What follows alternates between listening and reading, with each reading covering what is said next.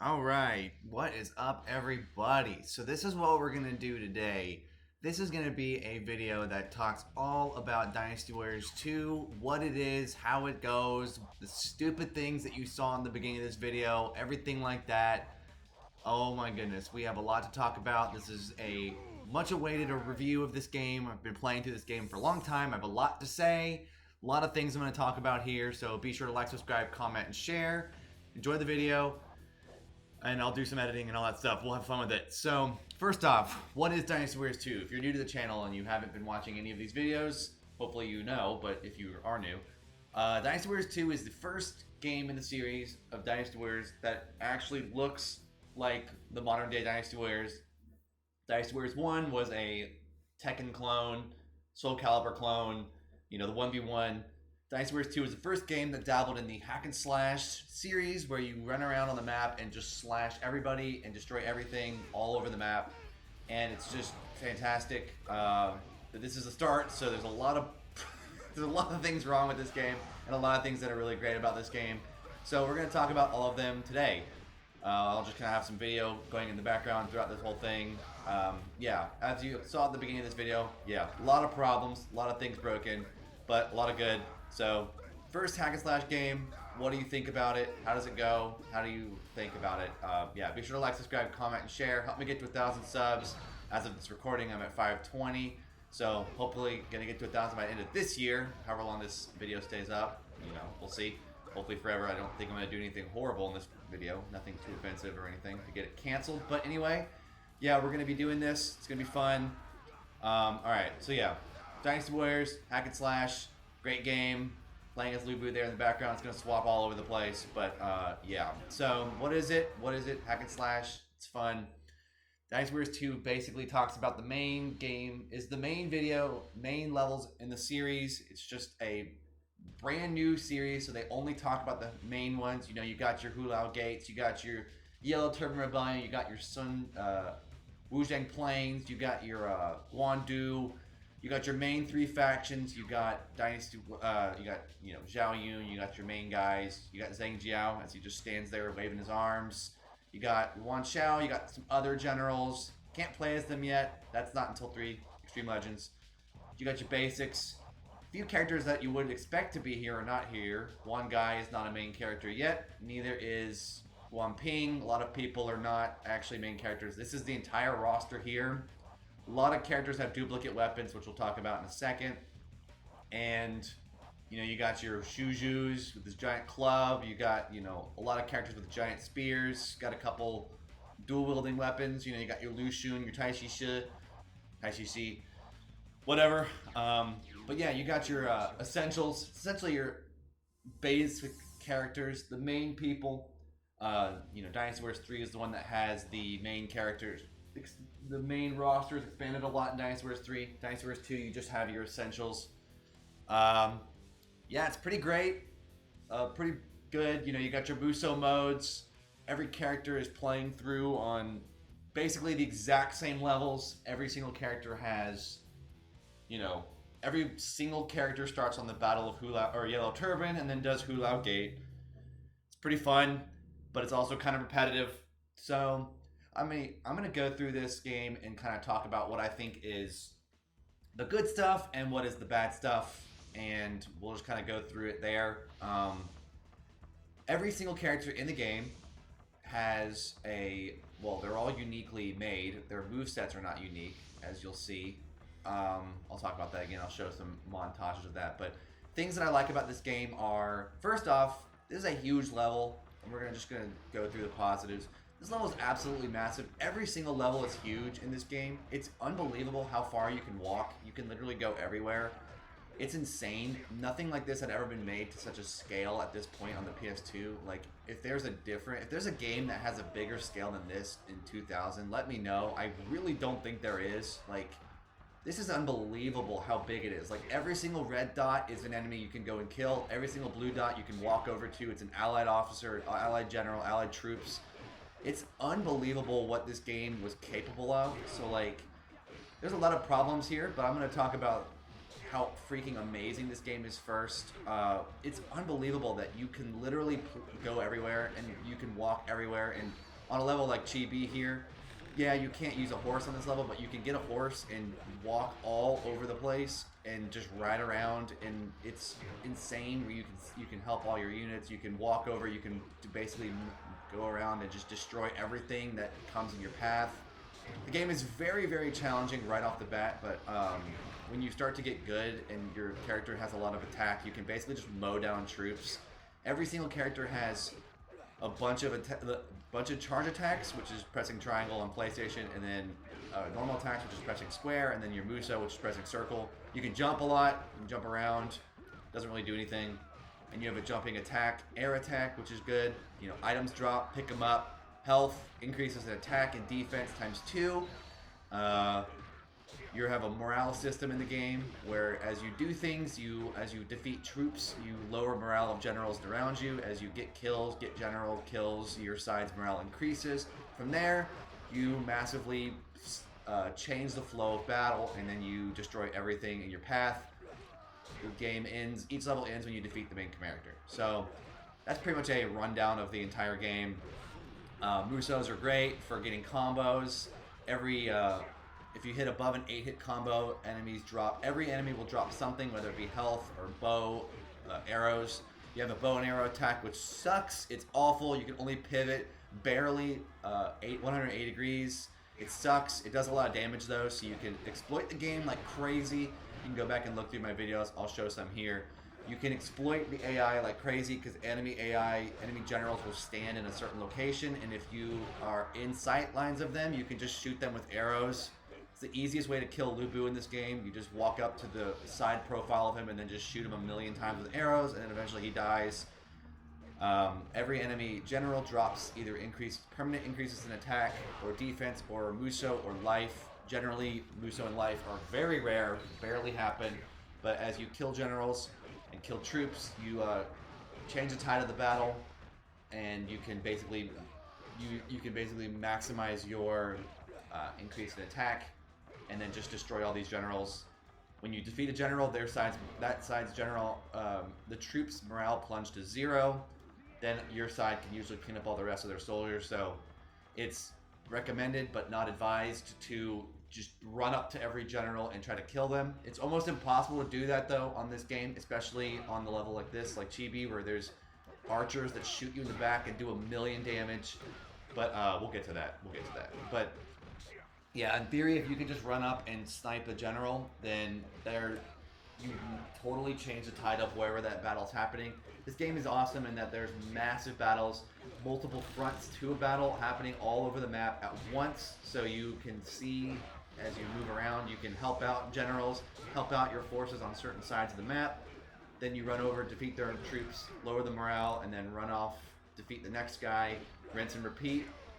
You can use this to kind of change the tide wherever you are, and it's just awesome. That's something that had never been done before, and not really. I mean, Koei kind of has a monopoly on this whole type of series. Like, other series try to do it, but Koei just kind of has the stranglehold on on the Warriors series, on the hack and slash series. They basically started it and then were like, this is our child, so we're just going to make it better than everybody else. Unfortunately, sometimes Koei gets lazy, but we'll see that. That's in a later series. I'm not going to talk about that now. in this game, we're going to talk about how great it is. And as I'm watching this gameplay unfold, you look at that, can you believe it? Every single time Zhang Liao hits the ground, freaking heals. It's the stupidest thing ever. And we'll talk about that later. Oh, and the parry system, that's the complete crap. The parry system is the stupidest thing I've ever seen in this game.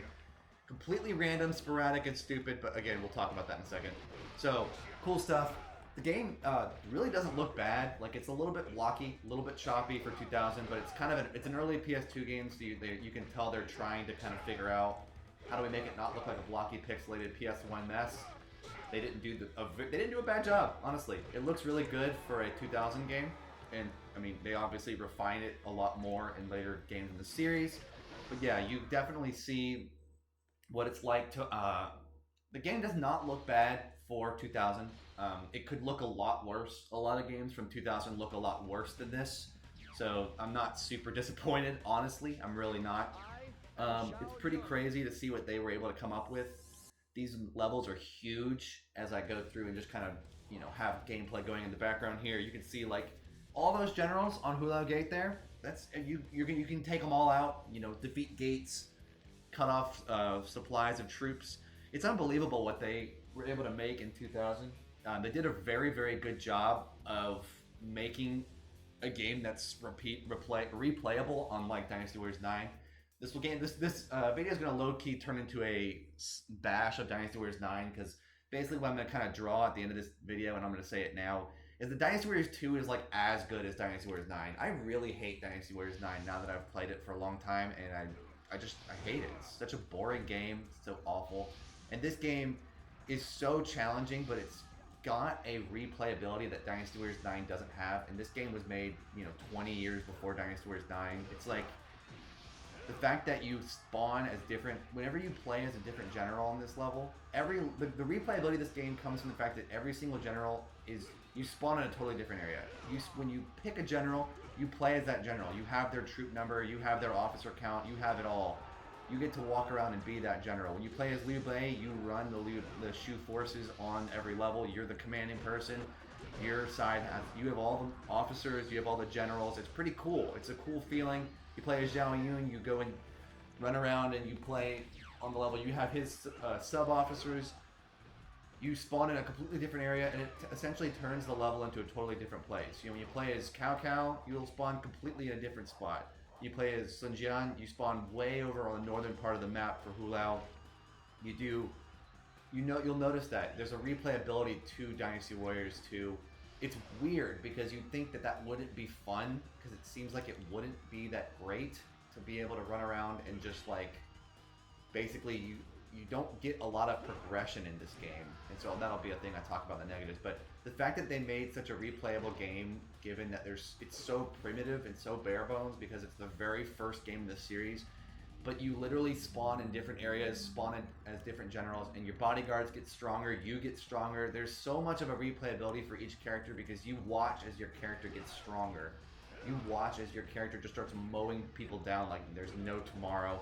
And then obviously a cool thing with this game is as your morale gets stronger, as your force gets stronger, you do more damage as your officer. Like, you will start to do more damage the higher your morale goes to troops. The battle starts hard and gets easier. You're able to be more independent later in the video. Or in each battle. It's super interesting that they made it that way. I don't know if they planned that, but it's very, very, very effective. You start out needing to be around your troops, which again makes you feel like you're just one of the soldiers, and then you eventually get stronger. And it's more subtle in this game. In the later games, obviously, when you start to get stronger attacks as you develop your character, it becomes very, very easy. But in this game, yeah, you're advised to run around and stick with your troops and lead your troops to battle, which is really kind of awesome. There's just not a lot of stuff like this in later games. In the later games, you become just a warrior who can wipe out hundreds of thousands of units, and it's really easy. In this game, getting 1,000 kills is an accomplishment. I mean, that's how you unlock Lu Bu. Check out my video from last week. But literally, it's crazy. It's crazy what you can do in this game. It's cool how you're just on these big scale battles. You're running around. You see all these units rendered on screen at a time. The game will get a little choppy when you get a ton of people around you. You know, some units kind of pop in and out in the background. It's not perfect, but again, 2020 years ago, nothing like this had ever been done before. You can run around with your generals. You can run around with troops. You can literally, you're watching as there's a giant battle unfolding. Every yellow dot on the map is a battle happening. So you have these massive fronts, huge battles that are going on. Dynasty Warriors 2 was the first and one of the most iconic games in the series. I actually didn't get this game though. My first game in the series was Dynasty Warriors 3, but when you go back and play it, you see what they started out doing here. Zhang He obviously is not a general. When you look at him there, he is just a generic officer, so that's kind of weird. But again, development. I'm not annoyed. Dynasty Warriors 3 is essentially Dynasty Warriors 2.5, and they fixed so much stuff in Dynasty Warriors 3. So, but this is the bare bones. This is the start of it all. These giant battles where you walk around. You know, you affect the morale of battle by taking out troops, defeating generals, defeating officers. It's just crazy. It's crazy what they were capable of, how they were able to render this stuff. The fact that battles happen in real time, and when you're increasing morale and decreasing morale and stuff like that, that actually stems the flow, changes it.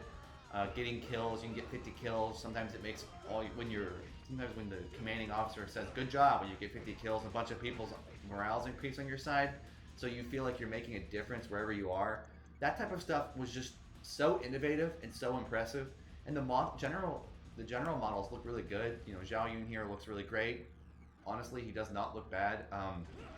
You know, movement is fluid. Some characters' movements get remade in later games, but like you can tell when they did a good job with a lot of these characters. You know, you got the weird little camera angles.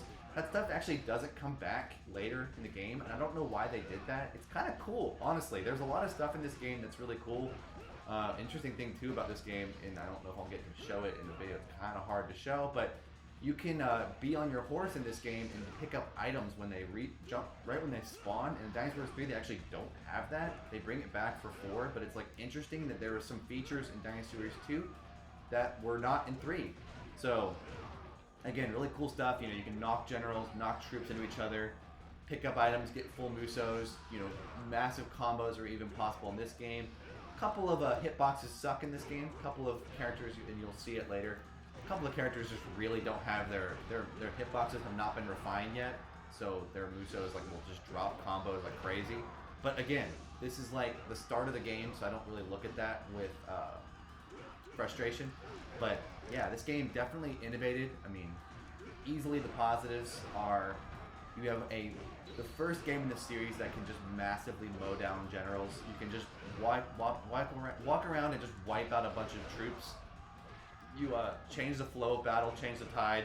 There's a morale system that is really cool, and it's something that really doesn't show up in a lot of other games. Like now it's more common, but at this time there was nothing like this. Like having your unit killing troops on one side of the map, increasing the morale there, and then also triggering moments where your side gets more of a boost because you killed 100 generals or 100 troops.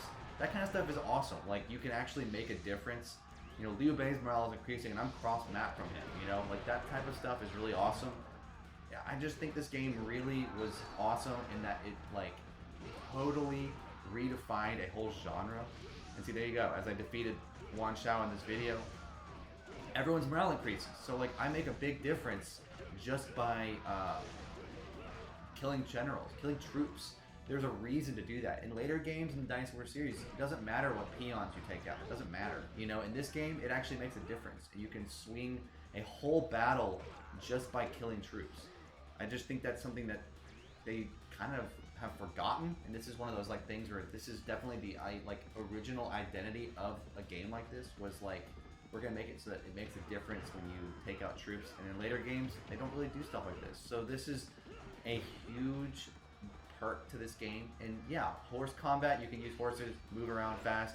Bow and arrow actually does do a crap ton of damage. It's just broken because you can't move around, and the archers do 1 billion damage to you. But if you can get yourself into a corner, or if you can exploit the AI, you can just snipe everybody with an arrow. Like here's Washong. Let's just shoot Washong with arrows while he's distracted fighting my troops. Just keep hitting him with arrows, and then he'll die. It's pretty hilarious. The AI in this game is pretty broken, very exploitable, but like also kind of funny. You know, in the same vein that there's just the AI is really funny. You can definitely have some fun with this game. But again, it's so challenging, and I'll get to that again. But yeah, Musos are good. Movements are fluid. Generals are hard, but rewarding. Allies are fun to fight alongside. Things happen. You do things to impact the battle. You know, there's every general. They have bodyguards that when you there's a little clip right there of me getting stuff on the horse. That doesn't happen in Dinosaurs 3, which is really funny. But in Dinosaurs 2, it works. You can pick up health. The cool thing about this game too that they don't really bring back anymore is that every general's bodyguards give you health, which is like they never do that again, and that's such a good idea. Every single general has 4 to 8 bodyguards right around them, and every single one of them, each of the little bodyguards drop a little 50 health every time they die, which is so, like, why is that not in the game anymore? That's such a good idea. It's such a good way to, like, actually, like, promote taking out bodyguards and generals. They don't do stuff like that anymore, and it's such a good idea, and I'm like, Koei, bring that back. Well, actually the whole situation in this game is very different now. They don't really have bodyguards anymore, but still, if you bring back if you remaster an old Dynasty Warriors game, Koei, just bring back the bodyguards of generals that you fight dropping health, but never bring back this stupid thing that I'm gonna switch it to transition to bad things now. Why in the world did Dynasty Warriors 2, and they fixed this, they never brought it back. This is the strangest thing. Every time you knock a general down, they heal. What the heck? What was that? What was that design choice? That is the stupidest design choice I've ever seen. Why is it that whenever a general on their side, it actually happens for your side too. But look at this. Look at this fight with Jogsu. Random general, random generic officer, supposed to be a piece of cake. Every time he hits the ground, he heals, or he gets an increase in defense ×2. It takes general fights forever to do that. What is going on with that? I don't know why they thought that was a good idea. It was the funniest thing ever that they even thought that was a good idea. But whatever. I don't know why they did it. It's so funny that they did that. I'm so glad they fixed that. I mean, I can't tell you how many times in this game I had generals that were so close to dying. They have no health left. Your bodyguard knocks them down. Your bodyguard knocks them over, and then they die, or they heal again. And you know what's so stupid is I'll show you this on this clip here in a second. The freaking gate captains do it too. The gate captains heal if you knock them over, and you can't control your bodyguards from doing crap like this. So if your bodyguard knocks over a general, if your bodyguard Muso's a gate captain, knocks him over, he freaking heals. Like right here, this general gets knocked. My bodyguard knocks him over, and then he gets an increase in defense ×2. Like, what the heck was that? What were they thinking when they made that? Also, the archers in this game are the archers in this game are unbelievable. They do so much damage, and they can knock you down. You can get hit by every time the first bow hits you, you get knocked over. Every single time. It doesn't matter if you have an increase in defense. You will hit the ground every time a first bow hits you.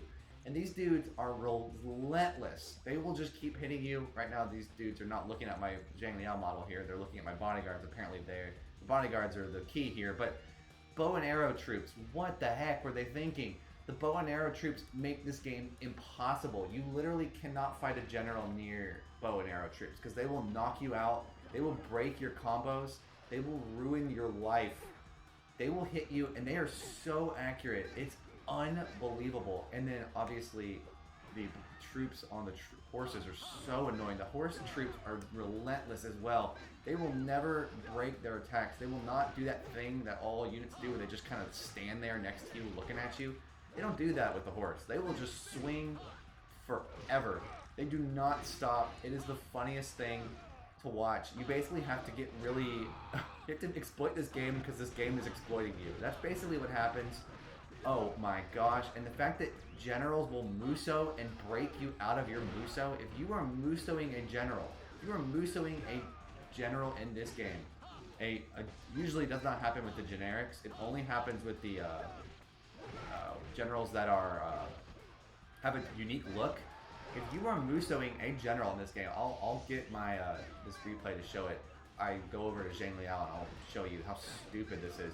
If you Muso a general and they are standing there and they get hit and you hit them about 5 to 7 times and they're still standing, they will automatically Muso. And what's so stupid about this game is it does not enter into a clash, and they fixed this, so praise the Lord they fixed this in later games.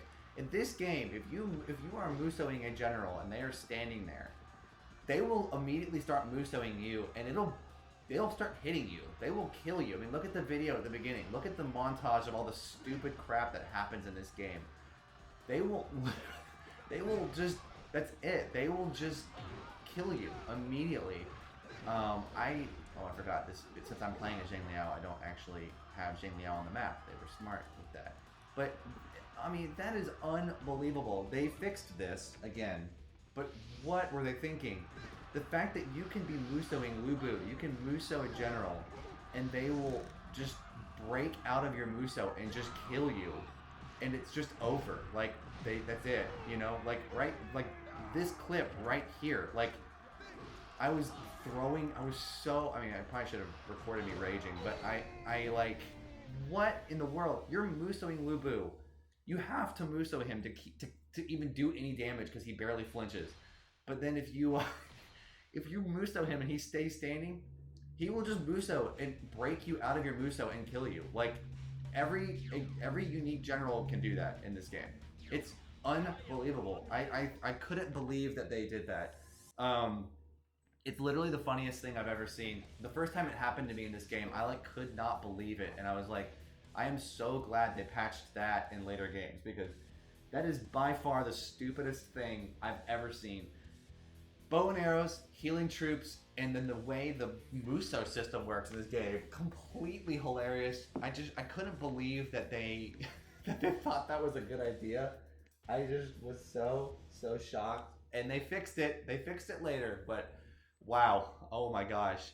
The amount of times you can go back and look at all my videos. The amount of times I raged out of games in this game where I was just like surrounded by generals. There's another thing with this game.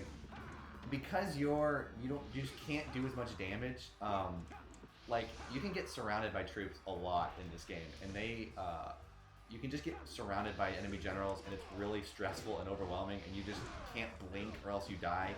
Another thing that's really funny about this game is the horses are broken also in that your attacks on a horse, you can do some damage, and then it causes stun on generals really bad, which is hysterical. So you can use you can use the horse attacks to basically take off about 3/4 of your enemy's health. It is the funniest thing I've ever seen. So this game, I laugh at this game because this game is super exploitable, in that generals can just get destroyed by you on a horse.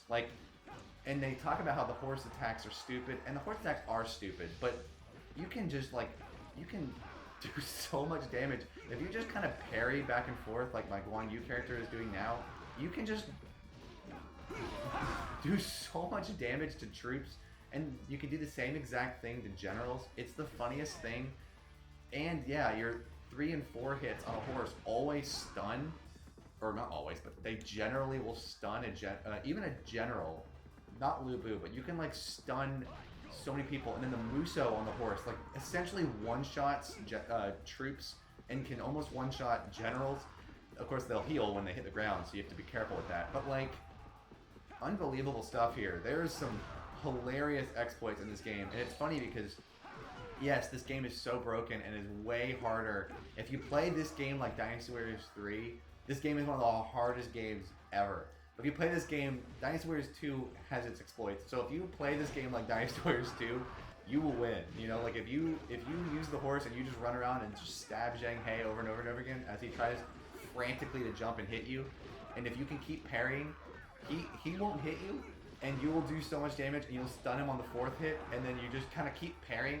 Look at how little health he has now. This dude has under half health, and I didn't even get off the horse. You know, this is the funniest exploited game I've ever seen. And again, that's the thing, that there's a charm to it. There's a charm to Dynasty Warriors 2 because of how absolutely broken the AI is in this game. They will just destroy you, and then there are these moments where you, like right now, we're getting caught in a loop here. Zhang He was just continuing to stumble block, and you can just keep doing it over and over and over again until he dies, which I did there. Then you get a 12-hit combo on him with the Musou, finish him off, get an double the increase in attack that you would have gotten if you'd done it normally. It's the funniest, most exploitative game I've ever seen, and I'm glad it's like that because of the fact that a game like this, like Dynasty Warriors 3 is harder to exploit, but it's also easier. So you kind of like, it's a give and take here. That's what makes me laugh about Dynasty Warriors 2. You can just walk around and just destroy everything on the map in ways that don't make any sense. As you get stronger, you can just, you know, use the horse, use the arrows, you know, run backwards, turn around, and then snipe troops, and it does so much damage. So I've transitioned back into funny mode here because the game is outrageous and can make you want to throw your controller. And I have broken a controller in this game because I was so mad and it was the wrong thing to do. But I have literally raged and broken a controller as the AI just, you know, heal, as my bodyguards heal, as arrow people on your side, like right there in that clip. Guan Yu was, I'm freaking about to kill Yu Jin, and then an arrow of an allied archer knocks him down, and then he heals. I mean, how stupid is that? So like, you have that, you have those moments that make you so, they make you so angry, and they make you so mad, and make you break your controller like I did. But then there's also moments where you get on your horse and just keep swinging your polar arm and kill a general on a horse because he can't knock you off because he's running around trying desperately to knock you off. You just keep swinging, you stun him on his 4th hit, then you just keep hitting him and he dies. It's hilariously broken. This game is so wonderful for those types of moments because of that. So I guess I'm trying to think if there's anything else I want to say on that because it's just so freaking funny. Yeah, then there are also the generals that are just absolutely busted in this game. So the main busted generals are easily Lu Bu, which you can see in my previous clip there, and then also like Zhang Liao on He Fei. If I get to another clip of that, I'll show some of that. He Fei's Zhang Liao is completely broken. He will two-shot you, and it's just the stupidest thing. And then they also obviously always heal. Commanders in this game are the stupidest thing ever. They will just heal even if they have full health and you knock them down, they'll get healed. They like have twice as much just random spontaneous healing from hitting the ground as anybody else. It is so unbelievable. And this game is interesting. I like this attribute of it, and I also don't like this attribute of it. You can find little PlayStations in boxes that allow you to save the game. In Dynasty Warriors 2, because it's a little bit older, they didn't have the save feature implemented, the quit save in the middle of games. I don't expect them to because this game was very old. But yeah, as you get good at the game and get used to the game, you start to figure out where these little PlayStations are, and I'm pretty sure there's one in one of these 2 boxes in this clip that's going on right now. Somewhere around this area in the courtyard, there's a PlayStation 2, so I'll show it. But yeah, that's how you save in this game, and then, I mean, it's kind of primitive, but it's better than nothing. Imagine if this game did not have saves with all the broken features. At least in this game, you can walk over the PlayStation, and then it'll allow you to save. Be careful that you don't hit no, though. If you hit no, it just doesn't save, and the game disappears. It doesn't say, are you sure? So there's another little negative and positive there. Basically, this game is hilarious for those reasons. It's exploitive, it's annoying, but it's also hilarious, and you can break the game in the same way. The amount of videos I have on my channel where I go on the Hulao Gate and just snipe Lu Bu from a distance is hysterical. You can literally, he won't move towards you. He'll just stand there and just take it. He'll just take like 60 bow and arrow shots and then die. And as long as you don't charge it, he never hits the ground, never heals. So it's just hilarious. This game is super funny. But yeah, certain levels in this game are impossible. Shu's Chengban, as I'm playing here, is very challenging because of the fact that at some points, you know, your side will just start running away, and you end up fighting like 1,000 generals alone, and it's really challenging. Like what's going on right now, I'm fighting just 2, but there's like 7 generals all around me that are coming, and then they all will come and destroy me and just knock me down and ruin my life, and it's the moments where I think I broke my controller playing on Changban on Shu. Certain levels are really easy, obviously, like Yellow Turban is pretty easy, and if you avoid Blue Boo on Battle of Cheng or Hulao Gate, that one is that level can be very hilarious. But again, good thing about it is you have the little PlayStation save thingies, and that kind of helps you out. It helps you out a lot when you have the little savey things. You want the saves, you want to find them, you want to get good at knowing where they are, and then yeah, break the AI. You know, keep swinging that general, and if they keep blocking that attack, just keep doing that attack over and over and over again. So this is what I'm talking about. This game is very, very exploitable, very funny. But you can see how much fun it is to just kind of run around and just mess with the AI. And but yeah, the freaking the Muso mechanics, like I didn't even mean for that clip to work out so perfectly there. That Zhang Liao just parrying me and just ending my Muso, and it just stops. Fortunately, you don't lose the whole bar when that happens, but like, what? Like, the fact that they could just parry you, and then end your Muso, and it's just like, okay, and you could die. You can die doing your Muso in this game. Like, what were they thinking? I don't understand how they thought that was a good idea. And obviously they fixed all of this stuff, but like, it gets to the point where fighting generals like this is just a trolling thing, and it makes you so angry because you're just going, I just want to do a Muso and stun them, and I can't even do that because they can just cancel my Muso by just swinging their sword in a parry fashion. Also, yeah, the hitboxes in the game are hilarious. The fact that Musos don't just combo sometimes, like Guan Yu's doesn't combo. The parries are ridiculous, and then the enemies just surrounding you and swinging like that is like the funniest thing ever. So obviously, game is broken, game is funny. You know, there are moments where you can watch as generals just stand there and just take whatever you're doing. They don't even try to get out of the way, and then you can shoot them in the face with an arrow, and then they just like go, all right. Like, that kind of stuff is the funniest thing. In this game, if they knock you down, they don't heal. In Dynasty Wars 3, if a general knocks you over, they might heal. They do that thing where they charge. That doesn't happen in this game, so that's one thing that they added that I'm like, as much as that's frustrating, that makes way more sense than just every time they hit the ground, they get health back. That doesn't make any sense. So, these are those moments where I'm like, it's so funny to watch as they will get caught. You can get caught in a loop with the AI and just keep swinging, and they'll keep trying to block it and then keep getting stunned, and then you just keep doing it, rinse and repeat. So hilarious stuff in this game. It's super exploitable. Parrying Musos is the stupidest thing I've ever seen. Healing every time you hit the ground is the stupidest thing. And then generals, yeah, Musoing you on the Muso and then just killing you is the stupidest thing ever. So in conclusion, I'll just finish this video by saying the certain thing. My favorite thing about this game is the replayability. I honestly did not think I would have such a good time with the replayability of this game, but it's because of the fact that as you play as certain generals, you spawn in different sides of the map. When you spawn, you take out you take over that general, you become that general, and you have their troops, you have their officers, you have where their positioning is on the map, and it actually allows for a different experience every single time you play the map. And that's what's super interesting, because obviously when you play as Guan Yu, for example, although my controller is not moving, there we go. When you play through as Guan Yu, you spawn with his 3 officers.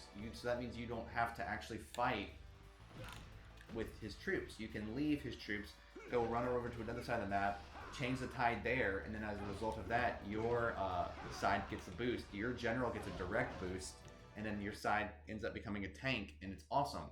So I think that's the type of stuff that when I talk about this game, when I think about this game, it's replayable because every map you play on, you get a whole different experience every single time. And that to me is really awesome. The fact that you can literally change what you get every time. You know, obviously there's not any customization in this game, so that's kind of like a downside to the game. But they literally expand on that in later games.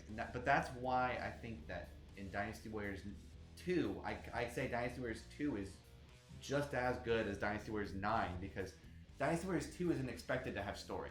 Dynasty Warriors 9 does. And Dynasty Warriors 2 does a better job of dealing with its strengths. Dynasty Warriors 9 is supposed to have story, but instead, every single level is the exact same, no matter who you play as, No matter what goes on, there's literally no variation. And in Dynasty Warriors 2, you have variation. I mean, how did they get that wrong in Dynasty Warriors 9? I don't know. How did they not have variety in that game is beyond me. But they literally don't. Dynasty Warriors 2, you literally get a different experience every time you play as a new character because you spawn as a totally different person and you can change the tide of your battle by running away and killing a bunch of generals on the other side of the map and then boosting your side's morale. So Dynasty Warriors 2 has that going for it, and 9 doesn't, because 9 doesn't matter. In 9, it doesn't matter what is going on there. Like, in 9, it doesn't, nothing, there's no morale in 9. There's no impact to what you do. Like, they try to say that there is, but there's no impact, you know? All it does is it says the level of fighting a general over here is easier now. But in Dynasty Warriors 2, they show you. Like, they don't just tell you it's gonna be easier. They, like, you see that your morale is higher. You see that the enemy generals are losing morale as you overwhelm them.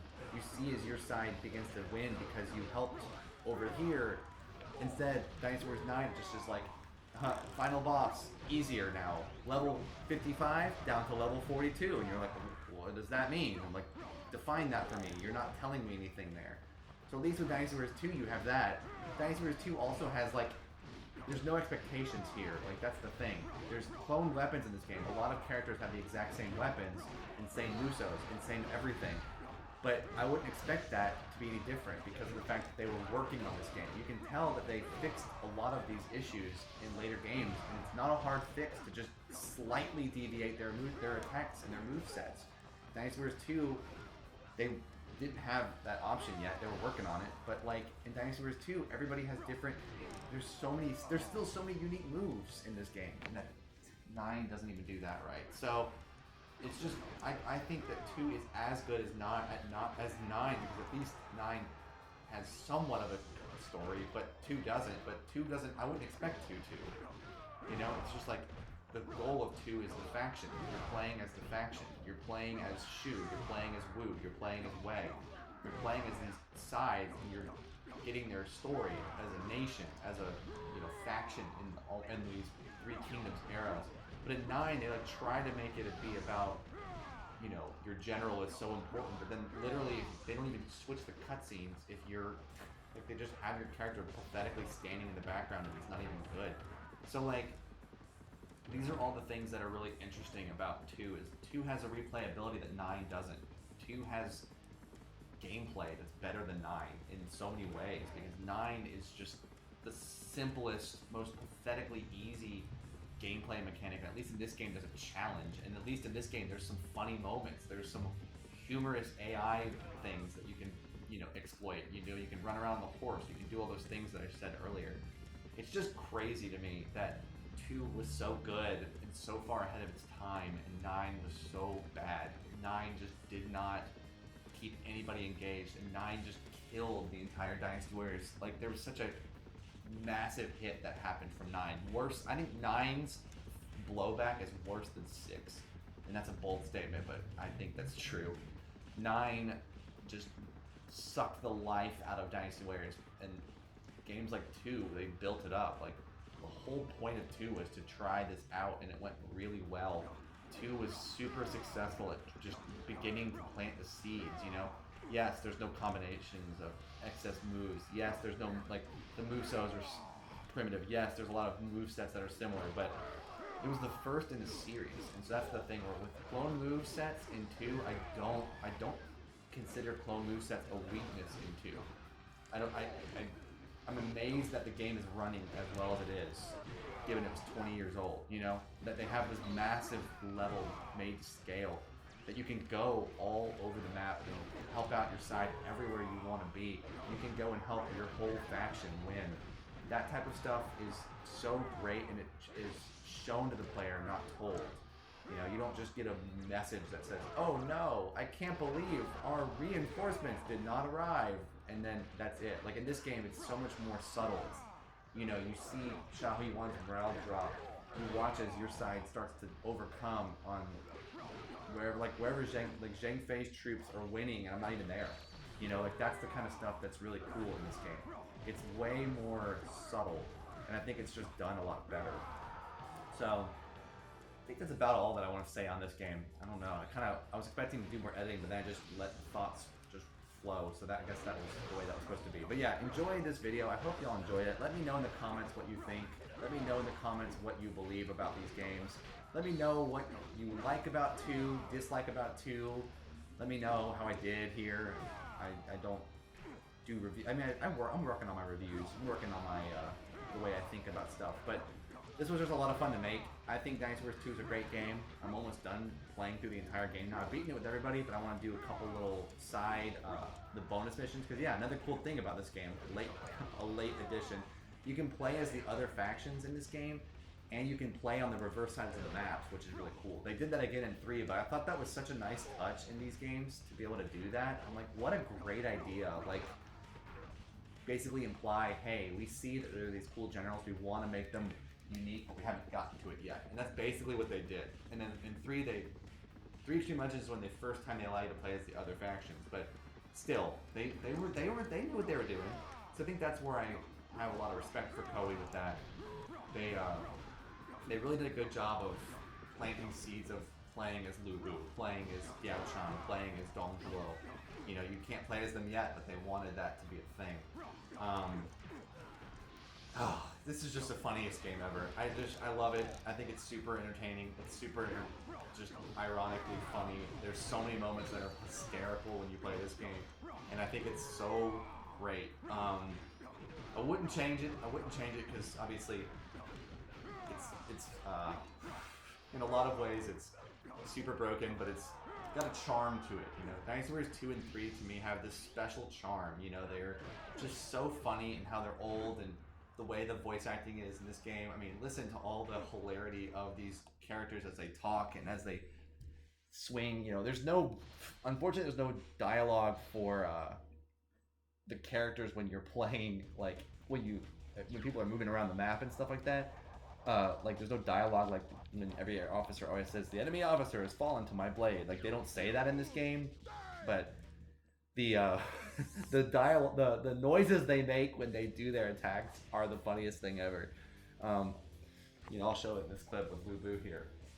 They make the most outrageous grunts and gurgles and noises when they're trying to threaten somebody and be menacing. It is so enjoyable to watch and listen to. And yeah, again, it's super repetitive. So I find that stuff to be really funny. It's just great, honestly. This game is just a lot of fun. I think that's pretty much all that I want to say. I might just let a little bit of gameplay roll at the end here, where you can hear the hilarity that is Lu Bu's voice actor, just kind of like making the most ridiculous noises as he plays. I mean, again, voice acting sounds hilarious. I would love to do it at some point. I don't know if that would ever be a thing, but I think it'd be really funny to see what that's like to make these noises and to like, it's just really so funny. So yeah, Dinosaurs 2. I think it's as good, if not better, than Dinosaurs 9, just because, again, gameplay is way more entertaining. You know, I don't expect there to not be clone movesets in this game, because it's new, and you have a way better gameplay loop in that as you play as a new character, you spawn on a totally different side of the map. Oh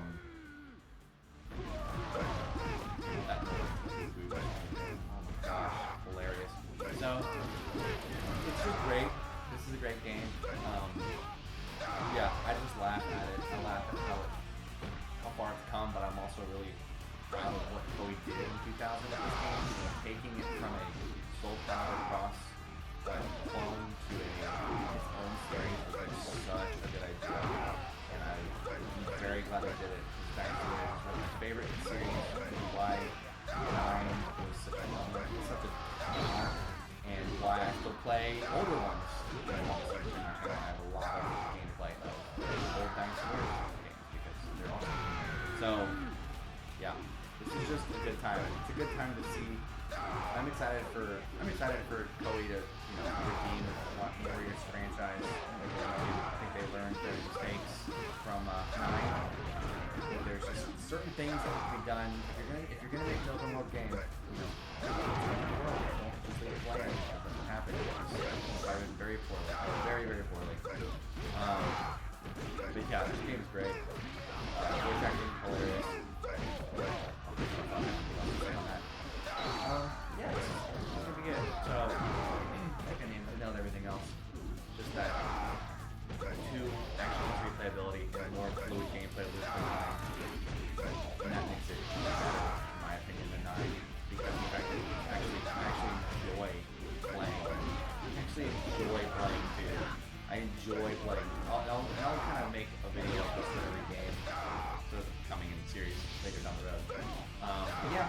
you all so much. Thank you for the support. Enjoy the rest of the video.